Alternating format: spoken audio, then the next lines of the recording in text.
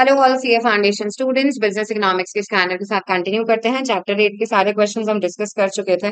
अब कंटिन्यू कर रहे हैं चैप्टर 9 की यूनिट 1 के साथ। पहला क्वेश्चन है, theory of comparative cost advantage is dash in nature and it dash takes into account a factor price difference. बेटा, theory of comparative cost advantage जो है वो नॉर्मेटिव इन नेचर और इट does not या does take into account factor price difference. But it does not take into account factor price difference. Factor price कौन सी consider करती है? Heckscher Ohlin theory या modern theory of trade. तो correct option would be option B.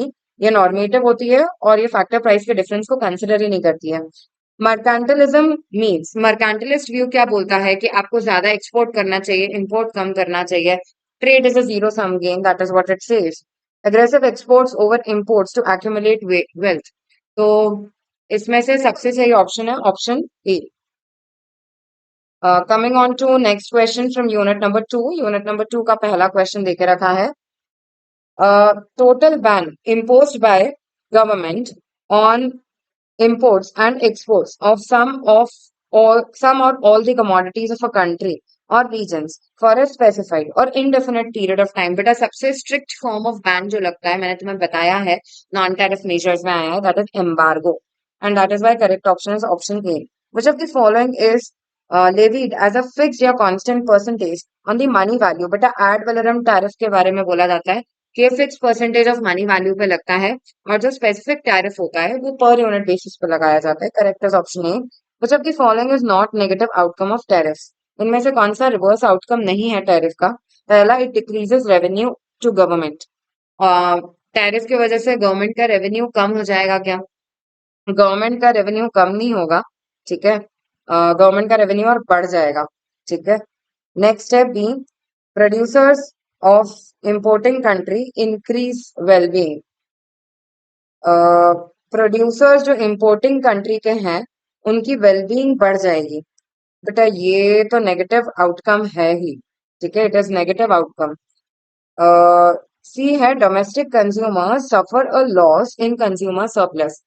अगर ऐसा होगा, tariffs लगेंगे तो फिर कंज्यूमर सरप्लस का नुकसान होगा क्योंकि ज्यादा प्राइस पे करनी पड़ेगी डोमेस्टिक कंज्यूमर को कमोडिटी की। तो ये भी नेगेटिव आउटकम है, ये भी नेगेटिव आउटकम है। डी है, bye ignoring comparative advantage tariffs discourage effective production in rest of the world।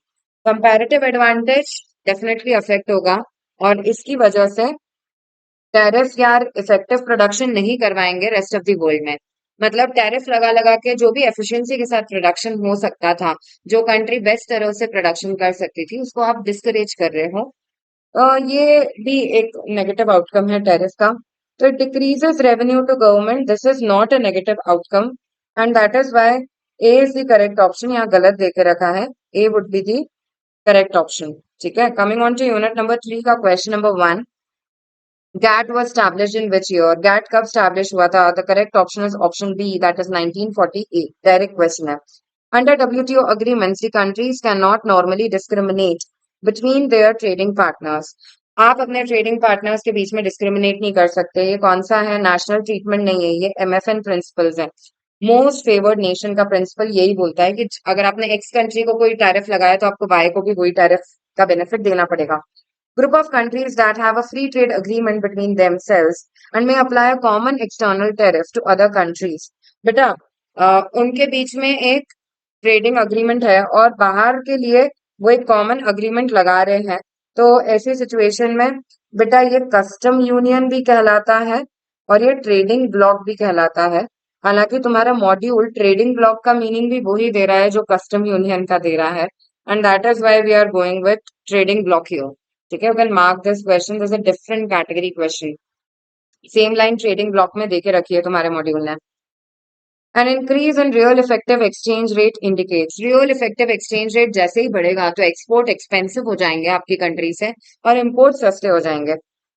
Loss in trade competitiveness, पहला ही ऑप्शन बिल्कुल सही है। गुड क्वेश्चन अगेन यार, क्योंकि आप जब एक्सपोर्ट करोगे तो सामने वाले को महंगा मिलेगा और आप जब इंपोर्ट करोगे तो आपको सस्ता मिलेगा। तो ट्रेड कॉम्पिटिटिवनेस जा रही है, ठीक है। Correct is option A. Number of units of foreign currency that can be exchange for one unit of local currency, but इसे इनडायरेक्ट कोट कहा जाता है। अगर आपकी करेंसी की एक यूनिट के बदले में कितनी फॉरेन करेंसीज आ रही है, इस फॉर्म ऑफ कोटेशन को अमेरिकन कोटेशन कहा जाता है और ये इनडायरेक्ट होता है। ऑप्शन बी सही है। What is the impact of depreciation of a countries currency on it's exports? अगर किसी कंट्री की करेंसी डेप्रिशिएट हो रही है तो उसके एक्सपोर्ट्स पे क्या फर्क पड़ेगा? बेटा एक्सपोर्ट्स जनरली एनकरेज हो जाएंगे, एक्सपोर्ट्स डिक्रीज नहीं होंगे, एक्सपोर्ट्स इंक्रीज होंगे because domestic goods become cheaper by foreign consumers. Option B बिल्कुल सही है। एक्सपोर्ट्स जनरली बढ़ जाते हैं ऐसी सिचुएशन में। Coming on to unit number 5 का question number 1, not a component of FDI according to IMF। Equity capital, reinvested earnings, portfolio investment is not a component of FDI, वो एफपीआई होता है। That is why correct option is option C. इसके साथ chapter 9 के सारे questions खत्म होते हैं। Next video we are going to continue with chapter number 10 stand up.